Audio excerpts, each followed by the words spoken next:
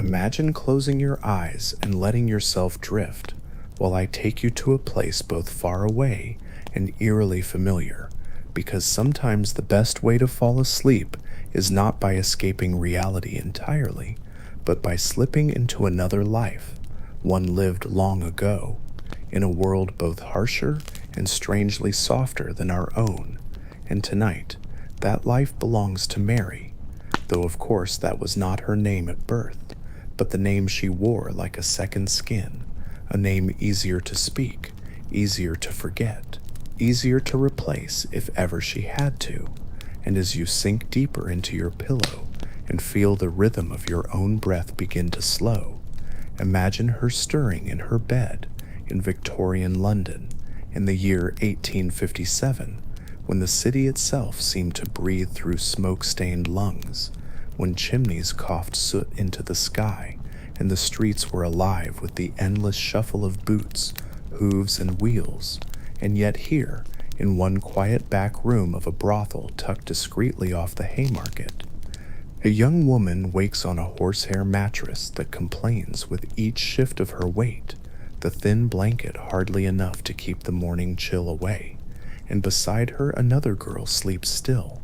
mouth slightly open, hair tangled against her cheek, her breathing deep, steady, the sort of breathing you might hear if you tilted your head just now to notice the way your own chest rises and falls, because really, that is what this story is, an echo of breath, of bodies trying to survive in a world that often forgot their names. Mary stretches, her toes curling against cold air, her shawl pulled around her shoulders as she dips her fingers into the basin where the water has frozen thin overnight, the shock biting her skin, waking her with a jolt sharper than any alarm clock. And already outside London stirs, vendors shouting for bread, carts rumbling across cobblestones, dogs barking, children laughing shrill morning laughter that pierces fog like bells. And you might be thinking, how strange to begin a bedtime story here, in a brothel of all places, and yet isn't it more comforting in some odd way to remember that even in places deemed improper by society, life is stitched together by the same routines: waking, eating, working, laughing, worrying, dreaming, as it is for anyone, even you lying there now trying to drift. She remembers how she came here, not dragged by force, not tricked by some wicked seducer, but by the quiet, grinding inevitability of hunger, because once she had been a seamstress, bent over fabric by candlelight, fingers nimble, eyes strained, paid pennies for endless hours, and the British Quarterly had even written that factory work was play compared to the life of a dressmaker's apprentice. And Mary knew this to be true, because day after day she had stitched until her fingers cracked, blood speckling the cloth like tiny red roses, her belly hollow, her room so cold she could see her breath. And then came Jane, with her wool dress whole and her cheeks fuller, bringing a meat pie still steaming, the scent rich enough to make Mary's knees weak. And Jane whispered of a house with rules, with meals, with beds that did not crawl with vermin, a house where survival did not mean stitching until you fainted. And though Mary hesitated, though the lessons of a God-fearing home clung to her like shadows, the ache in her stomach was louder, and so she went. And 2 years later, here she is, part of the rhythm of this place. And you, too, know something of rhythm, don't you? The way your own days blur into routines. Wake, eat, move, rest, repeat. And if you let yourself listen closely, you might notice how comforting that rhythm can be, even when the details are different. Breakfast comes in the kitchen, where the air is warmer, where cook hums at the stove, and Betsy, barely 13, lays out bowls with careful hands, her braids neat, her eyes too bright for this world, but safer here than in the street. And the girls gather around the scarred wooden table, porridge steaming thick and sweet with treacle, coffee rich and real, instead of the roasted chicory substitute most working-class families endured. and they eat quietly at first. Then chatter grows, not of business, never at breakfast, but of ordinary things. The weather, the butcher's boy slipping in the alley, whether the greengrocer's wife is expecting again, little nothings that tether them to the larger world, and you might smile at that, because perhaps your own mornings have been filled with chatter, just as ordinary, a reminder that even in lives marked as scandalous, humanity clings to normalcy.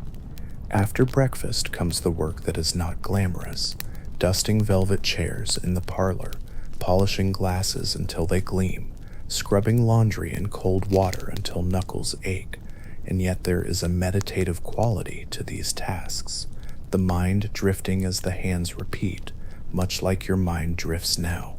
following this voice while your body lies still, each word another slow circle of a polishing cloth, each breath another ripple in a basin. The doctor arrives once a week,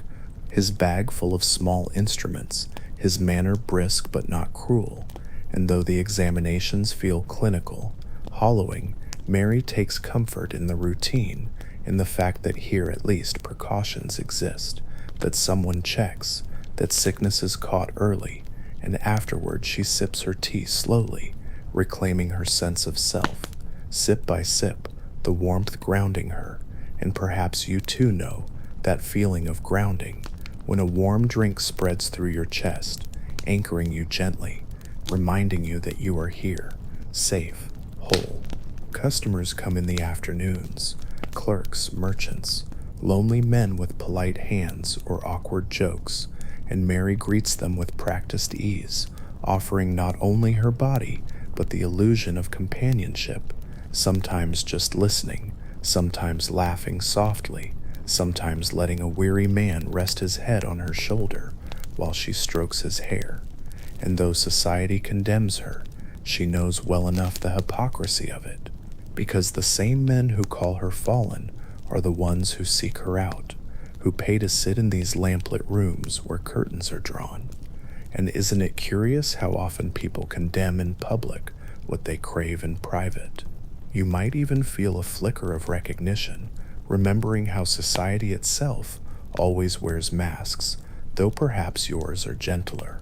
Between encounters, Mary cleans the rooms, strips the sheets, washes herself with cloth and water, resets everything for the next, and this ritual, though tedious, becomes soothing, a way of drawing a line between one man and the next, keeping them separate, letting each experience end before another begins. And in this there is wisdom, for perhaps you too should separate your thoughts tonight,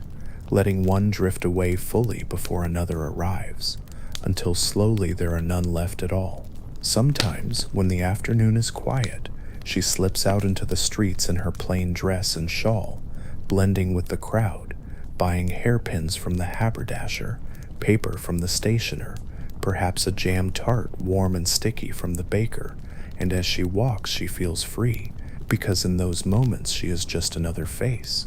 not Mary of the brothel, not anyone's fantasy or shame, simply a young woman in London, and you too might understand the sweetness of anonymity, the relief of being unseen, of walking unnoticed among strangers, your thoughts your own.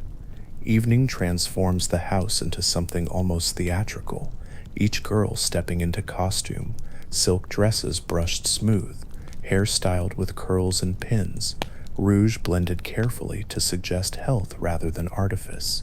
lavender water dabbed at the wrist so that warmth carries fragrance into the air, and the parlor glows with lamplight, velvet chairs, a fire crackling, glasses of sherry poured by Mrs. Cartwright herself, her voice smooth as she greets guests, orchestrating the evening like a conductor, every detail arranged to create the illusion of refinement. Dinner before the night's work is hearty, beef stew thick with vegetables, bread fresh from the oven, rice pudding speckled with raisins, and a glass of wine to warm the blood but not dull the wits.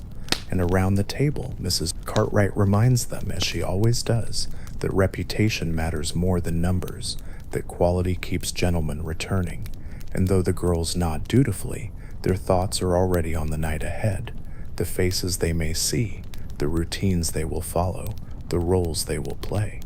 And so the night unfolds, with knocks at the door, with men ushered discreetly in, with laughter and whispers rising, with beds warmed and cooled, with sheets changed, with candles guttering low, with secrets spoken softly into the dark, and Mary moves through it with a practiced grace, neither cold nor sentimental, simply steady, because steadiness is its own kind of survival, and perhaps you too feel that steadiness now, lying still, breathing slowly, listening, letting each detail pass like carriages on cobblestones, not needing to hold them, simply watching them go. Hours later, when the last man has gone, when the fire burns low, when Cook dozes in her chair and Betsy curls in her narrow bed,